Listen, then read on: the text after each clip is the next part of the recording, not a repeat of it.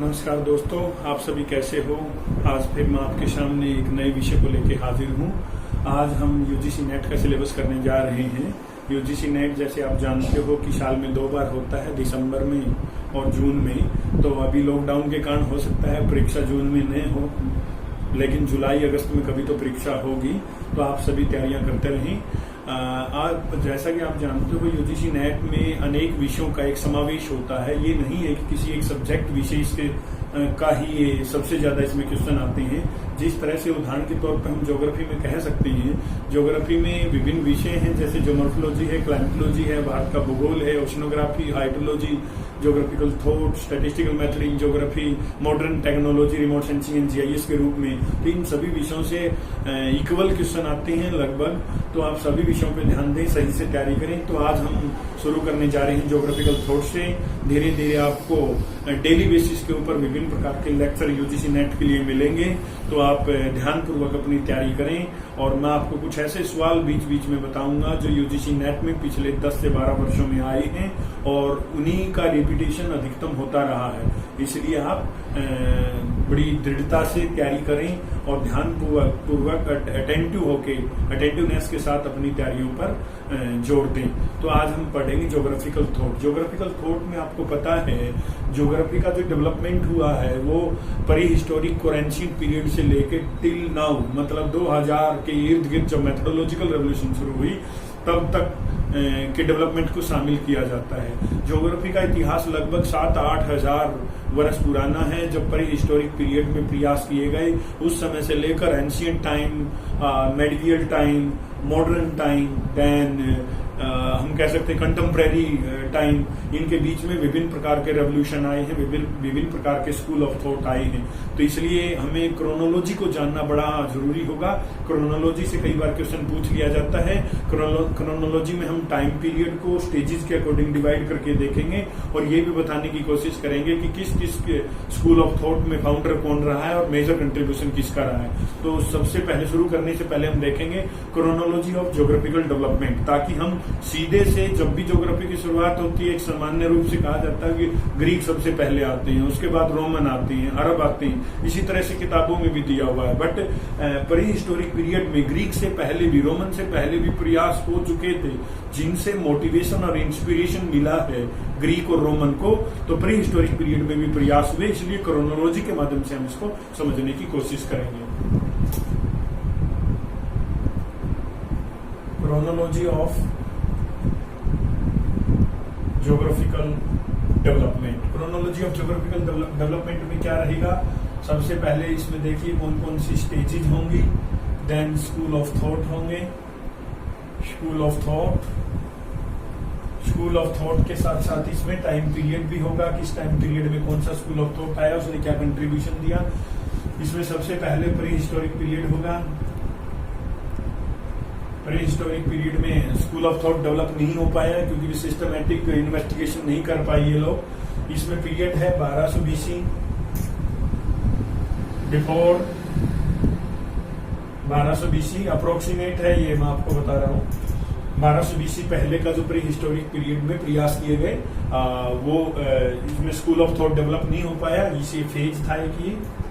Then आता है ancient phase में स्कूल ऑफ थॉट में सबसे पहले एंशियंट का जो टाइम पीरियड रहा वो 1200 बीसी टू 500 एडी तक रहा। लंबे टाइम तक एंशियंट पीरियड चला। इसमें स्कूल ऑफ थॉट में आने वालों में ग्रीक थे, रोमन, इंडियन, चाइनीज, ये 4 अलग अलग स्कूल ऑफ थॉट आए। ये सत्य है कि एंशियंट टाइम पीरियड में ही Indian school of thought develop हो चुका था। कुछ इंडियंस ऐसे स्कॉलर्स रहे, विद्वान रहे जिन्होंने ज्योग्राफिकल डेवलपमेंट को एनहांस किया, ज्योग्राफिकल डेवलपमेंट को एक दिशा दी। उसके बाद में आता है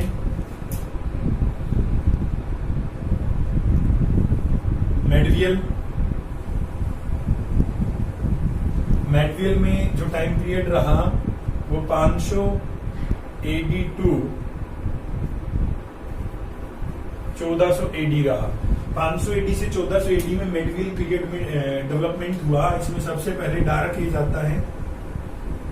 डार्क एज आपको पता है यूरोप में रही,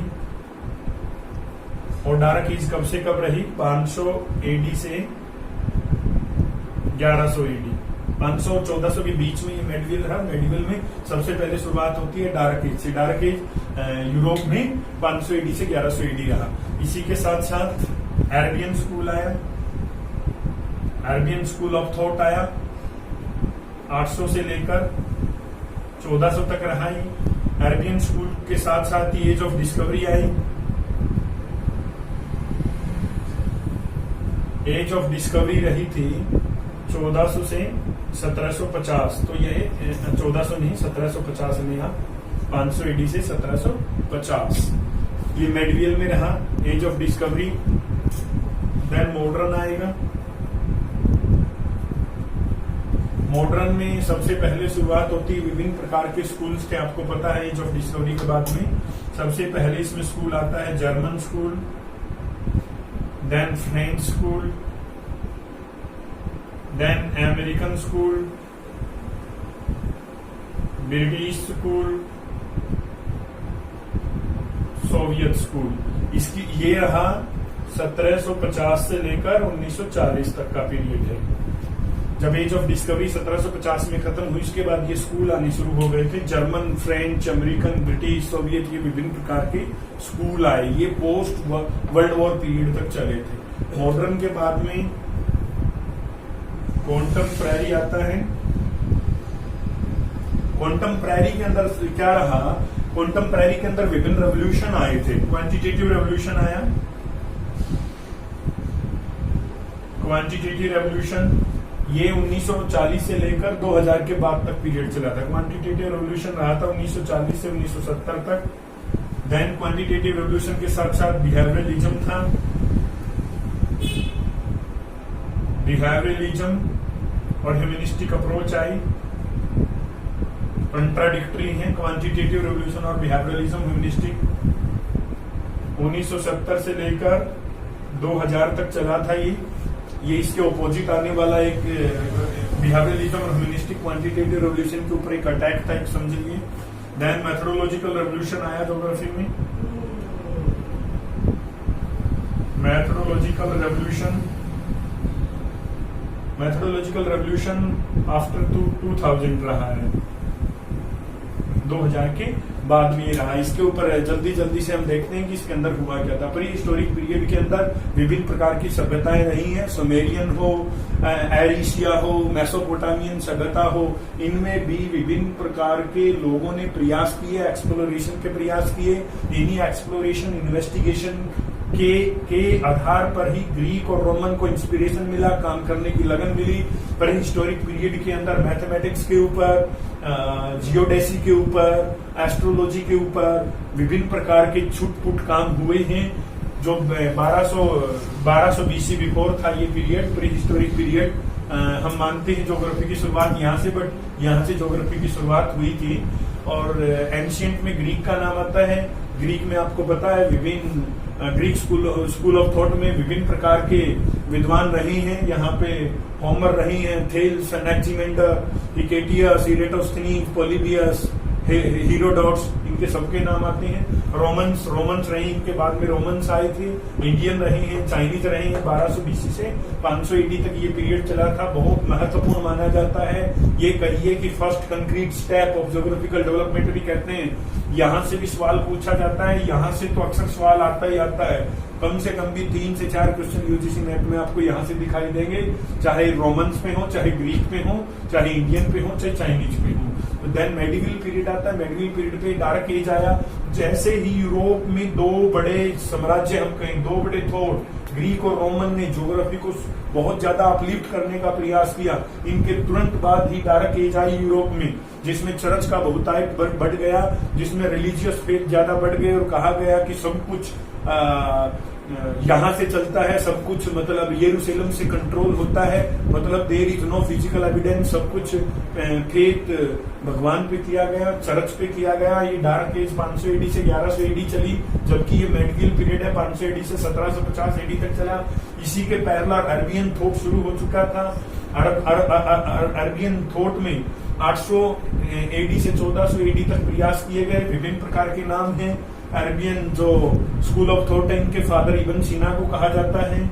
एज ऑफ डिस्कवरी आई, महत्वपूर्ण प्रयास माने जाते हैं एज ऑफ डिस्कवरी में वास्को डी गामा हो, कोलंबस हो, कैप्टन कुक हो, विभिन्न प्रकार के नाम हैं जिन्होंने विभिन्न प्रकार के महासागरीय रास्तों की खोज की, देशों और आइलैंड की खोज की और बताया कि उन देशों में किस प्रकार से व्यापार के माध्यम से साम्राज्य को फैलाया जा सकता है। Then modern time period, modern school of thought के अंदर बहुत सारे हैं। यहाँ पे ज्योग्राफी के मॉडर्न फाउंडेशन रखी गई, ज्योग्राफी को मूल रूप से एक नया स्वरूप मिला। इसमें सबसे पहले जर्मन स्कूल ऑफ थॉट आता है, जहाँ पे सबसे पहले रेटजेल का नाम आता है जर्मन स्कूल ऑफ थॉट में। इसके अलावा भी विभिन्न प्रकार के जर्मनिस्ट रहे हैं जिन्होंने इस थॉट के अंदर काम किया, इस स्कूल के अंदर काम किया। जब भी फ्रेंच स्कूल ऑफ थॉट का जिक्र आता है तो विडाल डी ला ब्लास आएगा, फाउंडर रहे हैं इस थॉट के। यह जर्मन के अपोजिट है। जर्मन में ये कहा गया कि जो अर्थ और पर्यावरण है, इन्वायरमेंट है, वो ओमनीपोटेंट है, सब कुछ वही है, मनुष्य उसका एक दास है, मनुष्य के उसके अंडर एक कंट्रोल्ड एजेंट के रूप में काम करता है। फ्रेंच स्कूल ऑफ थॉट कहती है कि मनुष्य का खुद का एक एग्जिस्टेंस है, वो नेचुरल इन्वायरमेंट में बदलाव करके अपने एग्जिस्टेंस की पहचान करवाता है। कंट्राडिक्टरी थॉट है। अमेरिकन स्कूल ऑफ थॉट का नाम आता है तो हटन का नाम आएगा, डेविस का नाम आएगा। तो ब्रिटिश स्कूल के फाउंडर मैकिंडर महोदय रही हैं। पॉलिटिकल ज्योग्राफी यहीं से शुरुआत, पॉलिटिकल ज्योग्राफी का फाउंडेशन रखा गया। सोवियत भी इसी के पैरेलल चला था। इसमें वीवी डोकोचेव जो सोइल साइंटिस्ट हैं, फादर ऑफ सोइल ज्योग्राफी भी कहे जाते हैं, वो यहाँ पे आते हैं। कंटेम्पररी के अंदर क्वांटिटेटिव रेवोल्यूशन जो 1940 और 1970 के बीच में चला था, पोस्ट वर्ल्ड वार पीरियड से लेकर 1970 तक क्वांटिटेटिव एप्टीट्यूड के अंदर ही काम किया गया। सबसे पहले क्वांटिटेटिव जो रेवोल्यूशन और क्वांटिटेटिव एप्टीट्यूड और क्वांटिटेटिव टेक्निक का इस्तेमाल मेकार्टी महोदय ने किया था। बड़ा इंपॉर्टेंट सवाल है। क्वांटिटेटिव टेक्निक का सबसे पहले प्रयोग भूगोल में किसने किया? मेकार्टी आंसर आएगा। इसके साथ साथ 1949 में जेके जीव ने रैंक साइज रूल के माध्यम से इसको और भी ज्यादा आयाम दिया, प्रयास दिया, बल दिया। इससे पहले भी कोपेन और थॉर्नथवेट और विभिन्न प्रकार के जो मॉडल आए हैं, इंडस्ट्रियल रेवोल्यूशन के मॉडल आए हैं, इंडस्ट्रियल लोकेशन के मॉडल आए हैं, उनमें भी क्वांटिटेटिव टेक्निक का प्रयोग जरूर हुआ है, परंतु क्वांटिटेटिव रेवोल्यूशन 1940 के दौर के बाद ही आया है। बिहेवियरलिज्म और ह्यूमनिस्टिक अप्रोच, जैसा मैं आपको बता रहा था, क्वांटिटेटिव के अपोजिट है ये। बिहेवियरलिज्म का जब भी नाम आएगा विलियम फ्रिक का नाम आएगा, ह्यूमनिस्टिक का जब भी नाम आएगा तुआन का नाम आएगा। Tuan is the founder of humanistic and Kirk is the founder of behavioralism. Methodological जो रेवोल्यूशन आई है वो 2000 के बाद आया है। मैथोडोलॉजिकल रेवोल्यूशन में आप कह सकते हो कंप्यूटर बेस्ड जो टेक्नोलॉजी आई है वो सन 2000 के बाद आई है। तो एक ही क्रोनोलॉजी के माध्यम से हम ज्योग्राफी का डेवलपमेंट देख सकते हैं। मैं आपको ये विश्वास दिलाता हूं कि इस क्रोनोलॉजी में से लगभग 7, 8, 10 क्वेश्चन आपको नेट के पेपर में मिल जाएंगे। तो आज का हमारा डिस्कशन का मुख्य विषय रहेगा pre historic period before 1200 BC। धीरे धीरे हम सब टॉपिक को कवर करेंगे। तो अब हम देखते हैं ज्योग्राफी का जो प्री हिस्टोरिक पीरियड में जो डेवलपमेंट हुआ वो किस प्रकार से हुआ। इसके बाद में ग्रीक, रोमन्स और दूसरे आते हैं। Pre historic period of geography before 1200 BC ये पीरियड शुरू हुआ। इस पीरियड्स के अंदर कुछ सिविलाइजेशन आई हैं, जिन सिविलाइजेशन ने अलग अलग फील्ड के अंदर, चाहे वो एस्ट्रोनॉमी हो, चाहे वो मैथमेटिक्स हो, चाहे वो डेसिमल सिस्टम हो, चाहे वो फोनेटिक्स और फोनेशियंस हो, उनमें अपना अलग अलग योगदान दिया। इसी योगदान के कारण, इन्हीं स्ट्रीम के कारण धीरे धीरे ये जो सारा लिटरेचर था, ये जो सारा सिस्टम था, वो ग्रीक और रोमन की तरफ एक्सपोर्ट हुआ। ग्रीक और रोमन की तरफ ये सारे का सारा नॉलेज गया। उस नॉलेज के कारण वो ज्योग्राफी का एक रेवोल्यूशन आया और एक रेवोल्यूशन पीरियड रहा। एसिरियंस इसमें सबसे पहले आते हैं, then Babylonians, Sumerians, Egyptians and फोनेशियंस। ये विभिन्न सिविलाइजेशन थी जो प्री हिस्टोरिक पीरियड में ज्योग्राफी के डेवलपमेंट के लिए काम कर रही थी। एसिरियंस में सबसे पहले देखिए, इन्होंने मैथमेटिकल इन्वेंशन के ऊपर जोर दिया। इन्होंने ज्योग्राफिकल नेविगेशंस के ऊपर काम किया, लैटिट्यूड लॉन्गिट्यूड के ऊपर इन्होंने सर्च किया। एरिशियंस were the first who navigate the geographical locations through the latitude and longitudes. जो 360 डिग्री है उसके बारे में भी सबसे पहले जो विचार प्रस्तुत किए वो एरिशियंस ने किए थे। एक डायग्राम के माध्यम से हम फिर समझेंगे कि ये लोकेशन कहाँ कहाँ पे थी। बेबीलोनियंस सभ्यता, जिसे मेसोपोटामियन सभ्यता भी कहते थे, दजला फ्रात रिवर के बीच में ये सभ्यता और सुमेरियन, ये तीनों दजला फ्रात रिवर्स के बीच में थे, टिग्रिस और यूफ्रेट्स रिवर्स के बीच में बसे हुए थे। मेसोपोटामियन सभ्यता का नाम है, और मेसोपोटामियन सभ्यता की जो अधिकांश जनसंख्या थी वो बेबीलोन नामक टाउन में थी। बेबीलोन नामक टाउन में थी, इसे इसलिए बेबीलोनियंस भी कहा जाता है। बेबीलोनियंस और मेसोपोटामियन सभ्यता में सेक्सागोनल सिस्टम डेवलप हुआ। सेक्सागोनल सिस्टम का मतलब है नंबर से है, न्यूमेरिकल फॉर्म से है, जो 1 मिनट के अंदर 60 सेकंड और 1 घंटे के अंदर 60 मिनट है, उनका बोध हमें सेक्सागोनल सिस्टम से ही होता है, जो सबसे पहले मेसोपोटामियन सभ्यता में डेवलप हुआ था। सुमेरियन सभ्यता, यह भी दजला फ्रात रिवर की एक सभ्यता है, दक्षिणी हिस्सों में रहती थी ये। अर्लीस्ट राइटिंग है दुनिया के अंदर, उसका एक फॉर्म इन्होंने डेवलप किया जिसे कोनी फॉर्म कहा गया। यह एक सिस्टम है जिसके अंतर्गत अर्लीस्ट राइटिंग इन्होंने प्रस्तुत की। और इसके अलावा अर्लीस्ट राइटिंग के सबूतों के अलावा अलजेब्रा और ज्योमेट्री के सबूत भी मिलते हैं कि इन्होंने अलजेब्रा और ज्योमेट्री पे काम किया हुआ है, खोज की हुई है। जो इजिप्टियंस थे, नील नदी की सभ्यता है, इजिप्ट नाइल रिवर के नजदीक रहने वाली एक ओल्डेस्ट सिविलाइजेशन है।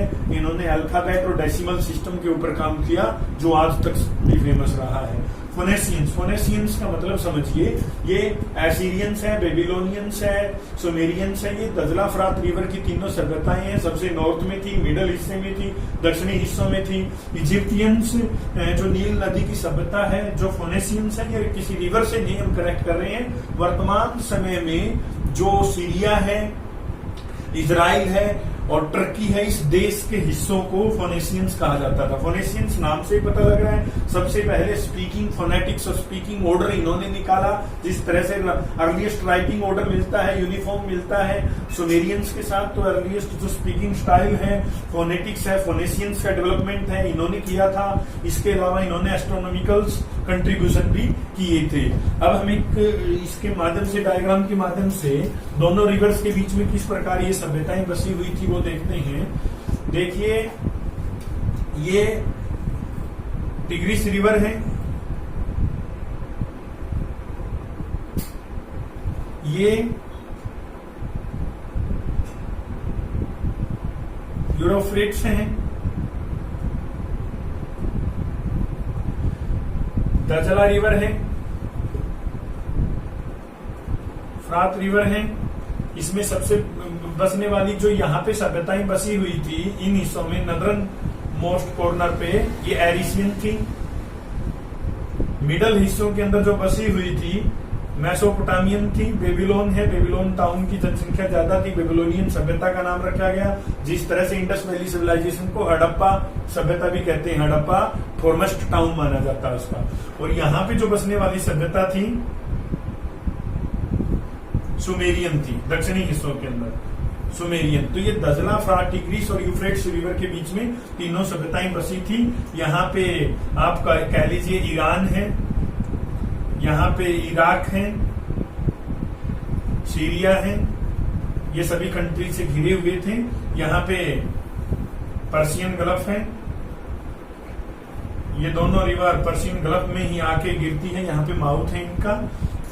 ये एशियन कॉन्टिनेंट में है। वेस्टर्न माइनर भी कहा जाता है, एशियन माइनर भी नहीं कहा जाता है, वेस्टर्न एशियन कंट्री है जहाँ पे ये सभ्यताएं डेवलप हुई। और जो सुमेरियन है, यहाँ पे अफ्रीका आ जाता है। सुमेरियन जो सभ्यता के लोग हैं, सुमेरियंस थे जो, उन्हें एफ्रो एशियन भी कहा जाता है, क्योंकि इनमें अफ्रीका के और एशिया के दोनों के गुण पाए जाते हैं। यहाँ पे जो नाइल्स हैं के नजदीक जो सभ्यता बसी हुई थी वो इजिप्टियन सभ्यता थी।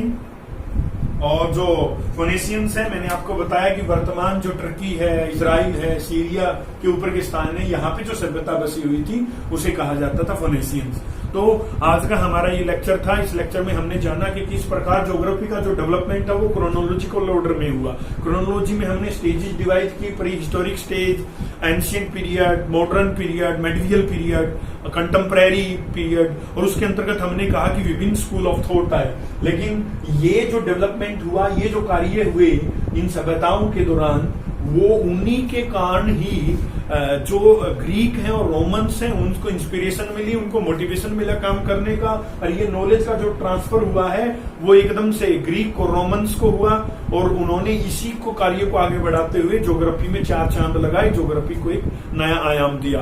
तो आज की इस लेक्चर में हमने पढ़ा प्री हिस्टोरिक पीरियड में ज्योग्राफी का क्रोनोलॉजिकल डेवलपमेंट कैसे हुआ। तो आगे फिर हमें किसी लेक्चर में मिलेंगे नए विषय के साथ। तब तक आप यूजीसी नेट की भरपूर तैयारियां करते रहें। कोई भी आपको डाउट्स हो तो आप मेरे से शेयर कर सकते हैं। Thank you.